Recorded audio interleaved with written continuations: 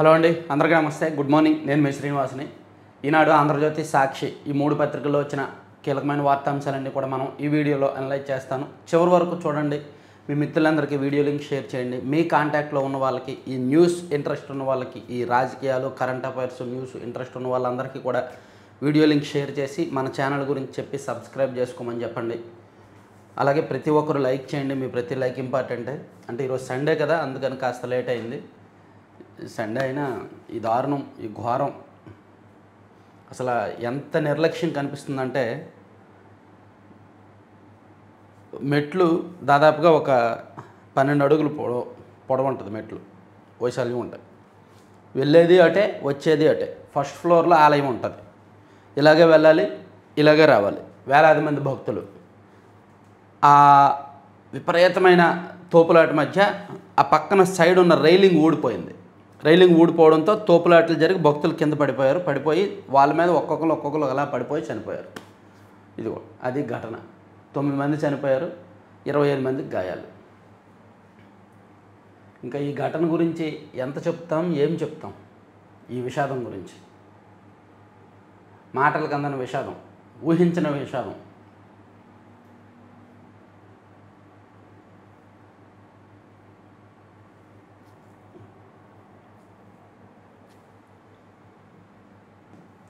గుడిమెట్లపై గుండి ఘోష. శ్రీకాకుళం జిల్లా కాశీబుగ్గ వెంకటేశ్వర స్వామి ఆలయంలో తొక్కిసలాట. నిజానికి ఇది ఎండోమెంట్ డిపార్ట్మెంట్ పరిధిలో లేదు. ప్రభుత్వానికి దీనికి సంబంధం లేదు. కానీ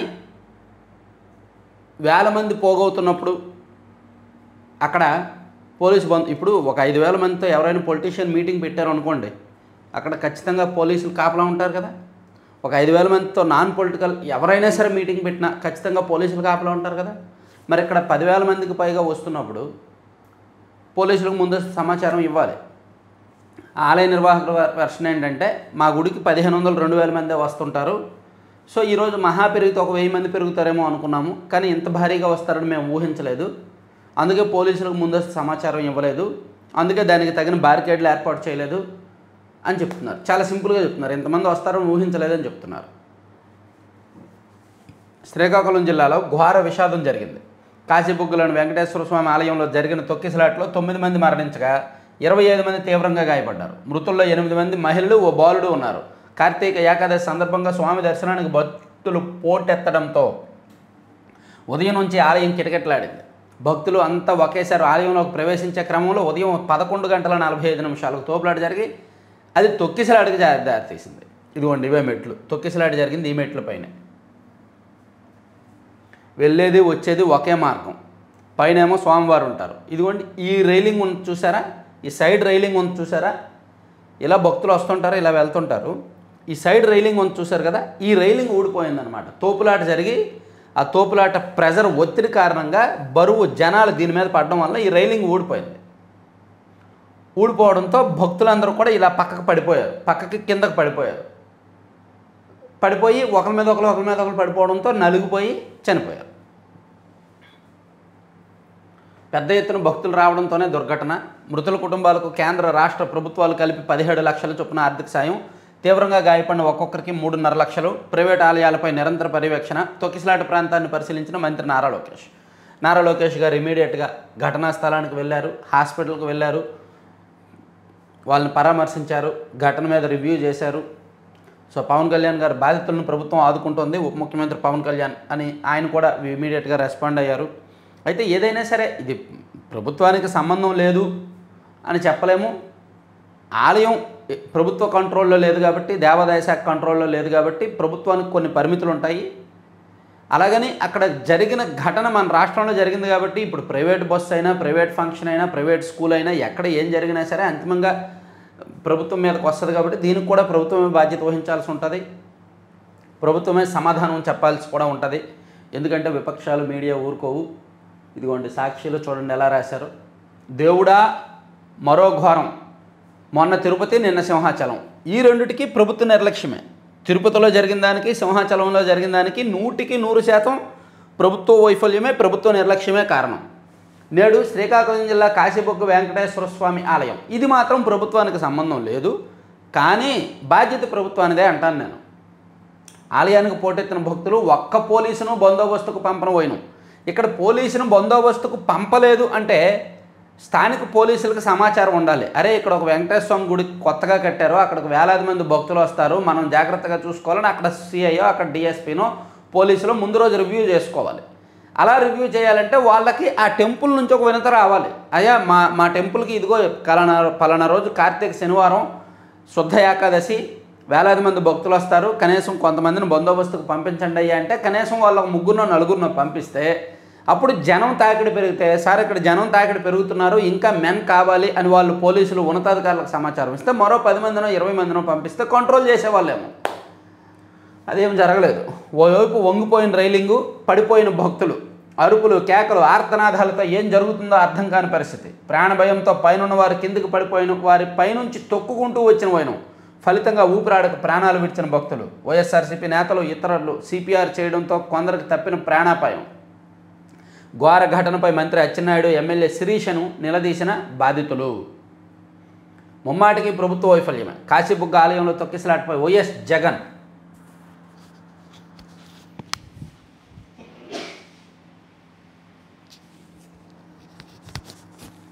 పోలీసు, ఇంటెలిజెన్స్ విభాగాలను రాజకీయ కక్ష సాధింపులకే వాడుకుంటున్న చంద్రబాబు ప్రజల భద్రతనే కాదు, ఆలయాలకు వస్తున్న భక్తుల భద్రతను కూడా గాలికి వదిలేశారు. ప్రైవేట్ ఆలయం ఎలాంటి సమాచారం లేదంటూ తప్పించుకునే ప్రయత్నం. అసలు ఈ రాష్ట్రంలో ప్రభుత్వం అన్నది ఉందా? కూటమి ప్రభుత్వంలో వరుస ఘటనలు. మొన్న తిరుపతి, నిన్న సింహాచలం, నేడు కాశీబుగ్గ. మృతుల కుటుంబాలకు 25 లక్షల పరిహారం అందించాలి. గాయపడిన వారికి మెరుగైన వైద్య సేవలు అందించాలి. సత్వరమే స్పందించి ఇద్దరిని కాపాడిన మాజీ మంత్రి సీదిరి అప్పలరాజుకు అభినందన. సీదిరి అప్పలరాజు గారు నిన్న అక్కడే ఉన్నారు. ఘటనకు ఇమీడియట్గా వెళ్ళారు, సిపిఆర్ చేశారు. ఆయన కూడా స్వతహాగా బై ప్రొఫెషన్ వైద్యుడు కాబట్టి, ఆయనకు తెలుసు కాబట్టి ఇమీడియట్గా సిపిఆర్ చేసి కొంతమందిని కాపాడే ప్రయత్నం చేశారు, కాపాడారు కూడా. ఆ విషయంలో ఆయన అప్రిషియేట్ చేయాలి, పార్టీలకు సంబంధం లేకుండా. పాపం ఈ ఫోటోలు చూస్తే విషాదం. సో ఈ ఘటనే ఈవెన్ ఇక్కడ కూడా అయ్యో దేవుడా, గుడిలో తొక్కిసలాట, 9 మంది దుర్మరణం అని ఇందులో రాశారనమాట. సో ఈ ప్రమాదంకి సంబంధించి కాసేపు పక్కన పెడదాం. ఈ విషాదాన్ని ఎంత చెప్పుకున్నా తక్కువే. ఎందుకు ఆలయాల్లో ఇలా జరుగుతున్నాయో, భక్తులకు ప్రాణభీతి, పాపభీతి పెరిగిపోతుంది. భక్తులకి దేవుడి మీద భక్తి ఎందుకు పెరుగుతుంది? ఈ భక్తి పెరగడం తప్పో రైటో కూడా నేనైతే చెప్పలేను. భక్తి ఉండొచ్చు, తప్పు లేదు. కానీ సమయం, సందర్భం, పరిస్థితులు, కామన్ సెన్సు, ఇంగిత జ్ఞానం ఇవన్నీ కూడా దానికి జోడించాలి. మరీ పైత్యం, చేదస్తం, భక్తి, మూఢనమ్మకాల జోలికి వెళ్ళకూడదు. అది మాత్రమే నేను చెప్పగలను. ఇక ఈరోజు ఉమెన్ వరల్డ్ కప్ ఫైనల్ జరగబోతోంది. ఈ ఫైనల్ కోసం ఎంతమంది వెయిట్ చేస్తున్నారు ఒకసారి కామెంట్ చేయండి. ఖచ్చితంగా ఇండియా గెలవాలనే మనందరం కోరుకుంటున్నాం. ఎందుకంటే ఉమెన్ వరల్డ్ కప్ మనం ఇప్పుడు వరకు 3 సార్లు ఫైనల్కి వెళ్ళాం. గతంలో 2 సార్లు ఫైనల్కి వెళ్ళినప్పటికీ కప్పు గెలవలేకపోయాం. కానీ ఈసారి మాత్రం కప్పు ఊరుస్తోంది. పైగా లీగ్ దశలో ఆస్ట్రేలియా మీద, సౌత్ ఆఫ్రికా మీద మనం వరుసగా 2 మ్యాచ్లు ఓడిపోయాం. సో ఇప్పుడు వాళ్ళిద్దరి మీదే మనం నాకౌట్ దశలో గెలవడం. సో సెమీఫైనల్ మీదేమో ఆస్ట్రేలియా మీద గొప్పగా ఘనంగా గెలిచాం, భారీ టార్గెట్ చేసాం. సో ఇప్పుడు ఫైనల్ ఏమో సౌత్ ఆఫ్రికా మీద. సౌత్ ఆఫ్రికా కూడా మంచి టీం, స్ట్రాంగ్ టీం. సో చూడాలి ఏం జరుగుద్ది అనేది. ఎన్నో ఆశలు, ఎన్నో అంచనాలు. భారత క్రికెట్ అభిమానుల చూపంతా అటువైపే. దశాబ్దాల నిరీక్షణకు తెరపడడానికి, కప్పు కల సాకారం కావడానికి భారత మహిళలకు కావాల్సింది ఇంకొక విజయమే. ఆదివారమే వన్డే ప్రపంచ కప్ ఫైనల్. సో మన టీం ఫుల్ కాన్ఫిడెన్స్లో ఉందండి. ఆత్మవిశ్వాసం బీభత్సంగా ఉంది. ఎందుకంటే ఆస్ట్రేలియా లాంటి జట్టును ఓడించడం మామూలు విషయం కాదు. ప్లస్ బ్యాట్స్మెన్ అందరూ కూడా ఫామ్లో ఉన్నారు. మా లక్ష్యం ప్రజాక్షేమం, సాంకేతికత, సుపరిపాలనతో మొంతాను సమర్థంగా ఎదుర్కొన్నాం. వైకాపా ఓ ఫేక్ పార్టీ. సత్యసాయి జిల్లా పెద్దన్నవారిపల్లిలో సీఎం చంద్రబాబు. నిన్న సీఎం చంద్రబాబు నాయుడు గారు పింఛన్ల పంపిణీ కార్యక్రమంలో పాల్గొన్నారు. అలాగే సచివాలయంలో మొంతా తుఫాను సందర్భంగా రాష్ట్ర వ్యాప్తంగా బాగా పనిచేసిన అధికారులు అండ్ ప్రజాప్రతినిధులను కలిసి అభినందించి వాళ్ళకి జ్ఞాపిక అందించారనమాట. పింఛను బాగా వస్తుందా అని వృద్ధురాలు గంగులమ్మను చేయి పట్టుకుని వాకపు చేస్తున్న ముఖ్యమంత్రి చంద్రబాబు.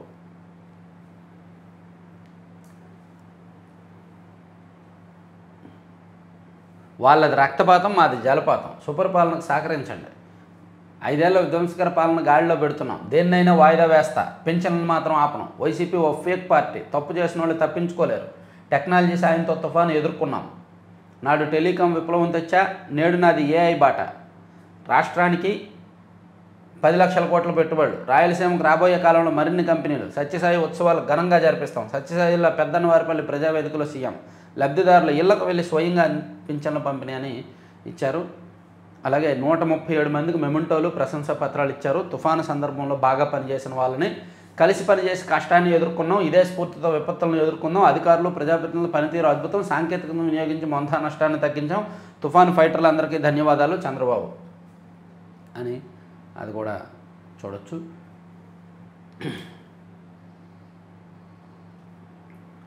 అలాగే పోలవరం నిర్వాసితులకు ప్రభుత్వం 1000 కోట్లు రిలీజ్ చేసిందండి. లబ్ధిదారులకు పంపిణీ 2027 డిసెంబర్ నాటికి ప్రాజెక్టును పూర్తి చేస్తామన్న మంత్రి నిమ్మల. ఇక ఏఐ సామాన్యుడిని నిపుణుడిగా మారుస్తుంది. ఇది బుడగ అనుకోవడం భ్రమే. ఆవిష్కరణలు కొనసాగుతూనే ఉండాలి. జన్ ఇన్నో వ్యవస్థాపకుడు, ఫండ్ మేనేజర్ నీలేష్ జసాని. ప్రపంచాన్ని శాసిస్తున్న ఏఐ మానవ నాగరికతను మరో మెట్టు ఎక్కించే సాంకేతిక విప్లవం. కొంతమంది దీనిని 2 దశాబ్దాల క్రితం వచ్చిన .comతో పోలుస్తూ బుడగ్గా పేర్కొంటున్నారు. కానీ ఏఐని ఇప్పటి వరకు వచ్చిన ఏ సాంకేతికతతోనూ పోల్చలేం అని చెబుతున్నారు సింగపూర్ కేంద్రంగా జన్ ఇన్నో సంస్థ వ్యవస్థాపకులు, ఫండ్ మేనేజర్ నీలేష్ జసాని. ఆయన ఇంటర్వ్యూ ఇచ్చారు. ఇక ఇది చాలా వ్యాలిడ్, చాలా పెద్ద వార్త అండి. డిజిటల్ అరెస్టు ఎవరో ఎక్కడోళ్ళో చేస్తుంటారు అని అనుకుంటాం కదా. డిజిటల్ అరెస్ట్ కేసును ఏలూరు పోలీసులు అద్భుతంగా ఛేదించారు. జిల్లా ఎస్పీ గారు నేతృత్వంలో డిఎస్పీ గారు, కొంతమంది సిఐలు, ఎస్ఐలతో ఒక టీం వేసి అసలు రమాదేవి అనే విశ్రాంత న్యాయవాది ఖాతాలో 51,90,000 డిజిటల్ అరెస్ట్ వాళ్ళకి బదిలీ చేయడంతో ఆమె భయపడిపోయి అంటే ఆమెకు వాట్సాప్లో ఒక వీడియో కాల్ వచ్చింది. నిన్ను డిజిటల్ అరెస్ట్ చేస్తున్నాము, మాకు ఇంత అమౌంట్ ఇస్తేనే వదులుతాము అని చెప్పారు. దాంతో ఆమె భయపడిపోయి లాజిక్స్, లీగాలిటీ ఏమి వెతకకుండా భయపడిపోయి ఇంకా డబ్బులు వాళ్ళ ఖాతాలో వేసేసి ఆ తర్వాత మోసపోయానని తెలుసుకొని పోలీసులను ఆశ్రయిస్తే ఈ కేసును ఏలూరు పోలీసులు అద్భుతంగా ఛేదించారు. చాలా కష్టపడ్డారు నిజంగా. నేను దగ్గరుండి చూసా. పాపం పోలీసులు వాళ్ళు డిజిటల్ అరెస్ట్ చేసిన ఈ సైబర్ నేరగాళ్ళు ఎక్కడుంటే అక్కడికి వెళ్ళారు. ఫస్ట్ బెంగళూరు వెళ్ళి ఒకరిని తీసుకొచ్చారు. వాడిచ్చిన వాంగ్మూలం ఆధారంగా, సమాచారం ఆధారంగా ముంబై వెళ్ళి మరొకరిని తీసుకొచ్చారు. వీడిచ్చిన సమాచారం ఆధారంగా జంషెడ్పూర్ వెళ్ళి మరొకరిని తీసుకొచ్చారు. ఇలా తీగలాగుతూనే ఉన్నారు. ఎక్కడ పట్టు కోల్పోకుండా దర్యాప్తు చేస్తూనే ఉన్నారు. సో ఈ విషయంలో ఆ ఏలూరు పోలీసులను మనం ఖచ్చితంగా అప్రిషియేట్ చేయాలి. సో దీని మీద సెపరేట్గా ఒక వీడియో కూడా చేస్తాను. ఎందుకంటే డిజిటల్ అరెస్ట్ అనే ఒక పెద్ద భూతాన్ని వీళ్ళు ఛేదించారు. మ్యూల్ ఖాతాలో లక్షల దోపిడీ, దోచుకున్న సొత్తు క్రిప్టోలోకి మార్పు, కాంబోడియా కేంద్రంగా వ్యవస్థీకృత నేరదంద, చైనా హ్యాండ్లర్ల తరపున ఏజెంట్లుగా వ్యవహరిస్తున్న కొంతమంది, 6 రాష్ట్రాల్లో ఆపరేషన్లో 11 మందిని అరెస్ట్ చేసిన ఏలూరు పోలీసులు. దేశాన్ని పీడిస్తున్న డిజిటల్ అరెస్ట్ అనే సైబర్ భూతాన్ని ఫస్ట్ టైం ఏలూరు పోలీసులు చాలా డెప్త్గా వెళ్ళి ఛేదించారనమాట. ఇక న్యాయాధికారులకు మధ్యవర్తిత్వంపై కార్యశాల, జిఎస్టీ రాబడి పెరుగుదల ఒరవడి, బ్రిటిష్ మ్యూజియం నుంచి అమరావతి కళాఖండాలు తెప్పించే ప్రయత్నం. కేంద్ర విదేశాంగ శాఖ అదనపు కార్యదర్శి పీయూష్ శ్రీవాస్తవ. మొంతా ఫైటర్లు 137 మంది, ఇందాక చెప్పుకున్నాం కదా అదే. ఇక నకిలీ మద్యం కేసుల దర్యాప్తును సిబిఐకి అప్పగించండి. హైకోర్టులో వైకాపా నేత జోగి రమేష్ వ్యాజ్యం. మర్చిపోయాను, జోగి రమేష్ అంటే గుర్తొచ్చింది. పొద్దున్న లేచి బ్రేకింగ్ ఇదే, వీళ్ళ ఇంట్లో సిట్ సోదాలు జరుగుతున్నాయి. మేబీ ఇతన్ని అరెస్ట్ చేసే అవకాశం ఉంది ఈరోజు. మరి ఆధారాలు ఏం దొరికాయో, ఆధారాలు దొరికాయి కాబట్టే సిట్ అంత దూకుడుగా వాళ్ళ ఇంటి మీద వరకు వెళ్ళారు. ఇక ఆటోమేటివ్ ఈవీ రంగాల్లో ఉపాధి అవకాశాలు మెండు. మావోయిస్టుల నుంచి త్వరలో దేశానికి విముక్తి. నక్సల్స్ ప్రభావిత జిల్లాల సంఖ్యను 125 నుంచి 3 పరిమితం చేశాం. దేశంలో కేవలం 3 అంటే 3 జిల్లాల్లోనే నక్సల్స్ ప్రభావం ఉందంటండి. అది కూడా పూర్తిగా లేకుండా చేస్తామని ప్రధానమంత్రి నరేంద్ర మోదీ చెప్పారు.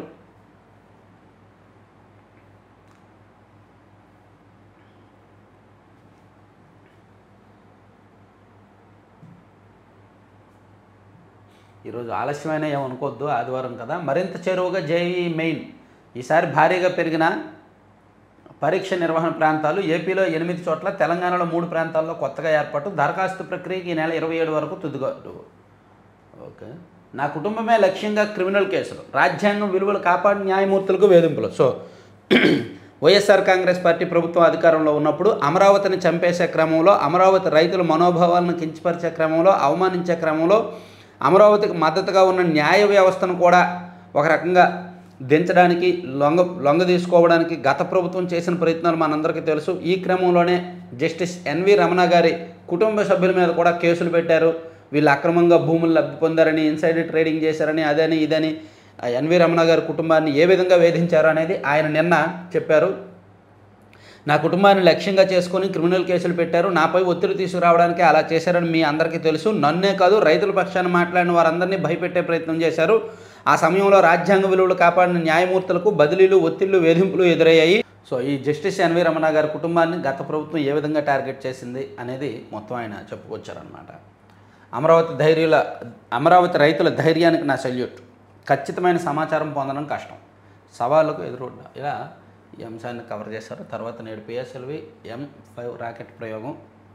ఇక నిన్న 21 మంది ఎస్పీలు, ఐపీఎస్లు బదిలీలు జరిగాయి.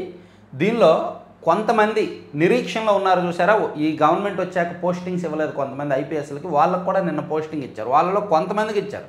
స్టిల్ ఇంకా మరీ వైసీపీ భజన చేసిన వాళ్ళకి ఇంకా పోస్టింగ్స్ అయితే ఇవ్వలేదు కొంతమందికి. కృష్ణకాంత్ పటేల్, లక్ష్మీనారాయణ, షేక్ షెరీన్ బేగం కృష్ణ ప్రసన్నలకు విజయవాడ నగర కమిషనరేట్ పరిధిలో వివిధ విభాగాలు డీసీపీలుగా నియమించారు. మణికంఠ చందులకు విశాఖపట్నం శాంతి భద్రతల విభాగం డీసీపీగా బాధ్యతలు అప్పగించింది. తాజా బదిలీల్లో నిరీక్షణలో ఉన్న 11 మంది అధికారులకు కూడా పోస్టింగ్లు ఇచ్చింది. వీరిలో రవిశంకర్ రెడ్డి, మోకా సత్యబాబు దాదాపు ఏడాదిన్నరగా నిరీక్షణలో ఉన్నారు. సో వాళ్ళందరికీ ఇచ్చారనమాట.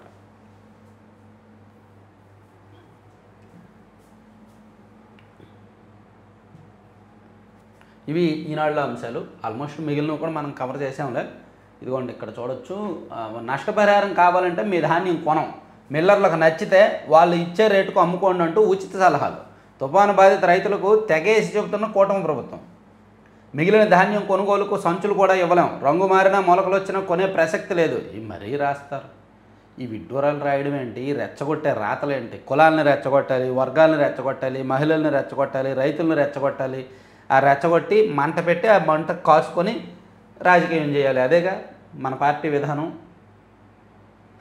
ప్రభుత్వ అడ్డగోలు నిబంధనతో రైతులకు ఇక్కట్లు, ఇన్పుట్ సబ్సిడీ ఎగ్గొట్టడమే లక్ష్యంగా కుట్రలు, 2 రోజుల్లో తుది పంట నష్టం అంచనాలు రూపొందించాలంటూ సర్క్యులర్, మొక్కుబడితంతగా మారిన పంట నష్టం సర్వే, వాస్తవ నష్టానికి విరుద్ధంగా ప్రాథమిక అంచనాలు, ఆ అంచనాల్లోనూ అడ్డగోలుగా కోతలు పెట్టేందుకు ప్రయత్నం. చరిత్రలో ఎన్నడూ ఈ పరిస్థితి లేదంటున్న రైతులు.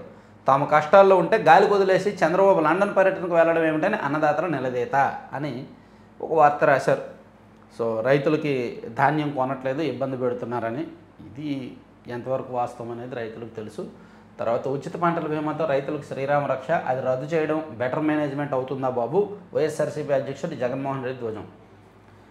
తుఫాను వచ్చినప్పుడు 4 రోజులు బెంగళూరులో ఉన్నారు. ఒకరోజు వచ్చి వీడియో కాన్ఫరెన్స్ పెట్టి మళ్ళీ బెంగళూరు వెళ్ళిపోయాడు ఆయన. ఈయన కూడా మాట్లాడుతున్నారు. జనవరి 21 నుంచి జేఈ మెయిన్, నక్సలిజం త్వరలోనే అంతం, ప్రధాని మోదీ. 9% పడిపోయిన జీఎస్టీ వసూళ్లు.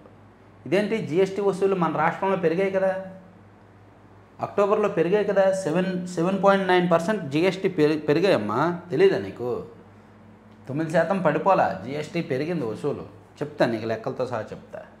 మన మహిళలు మహారాణులు అయ్యానా? నేడు వరల్డ్ కప్ ఫైనల్. ఎస్ అవుతారు, గెలుస్తారు.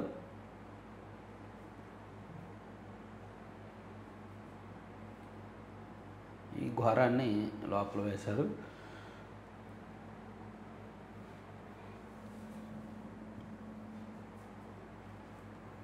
ప్రభుత్వ నిర్లక్ష్యమే మా వాళ్ళ ప్రాణాలు బలిగొంది. ఘటన తర్వాత తీరిగ్గా పోలీసులు రాక, కూటమి సర్కార్ తీరుపై మృతులు, క్షతగాత్రుల బంధువుల ఆగ్రహం. దేవుడా, రెడ్ బుక్ రాజ్యాంగంతో చంద్రబాబు పొలిటికల్ పాలన, కూటమి ప్రభుత్వంలో కుప్పకొలిన అన్ని వ్యవస్థలు.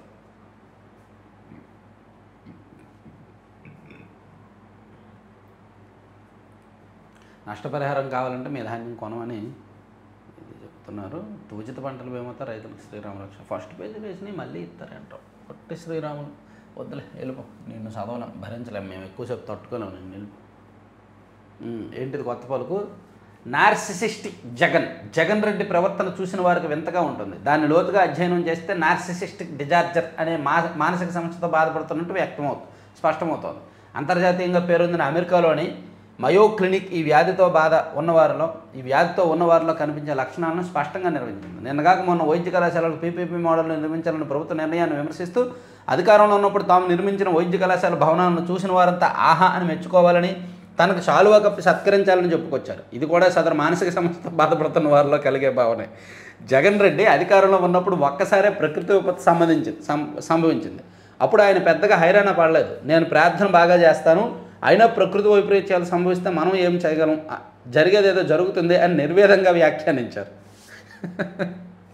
తుఫాను సమయంలో ప్రభుత్వ సిబ్బంది నిద్రాహారాలు మాని మరీ పునరుద్ధరణ పనులు చేశారు. ఈ క్రమంలో విద్యుత్ సిబ్బందిని ప్రత్యేకంగా అభినందించాలి.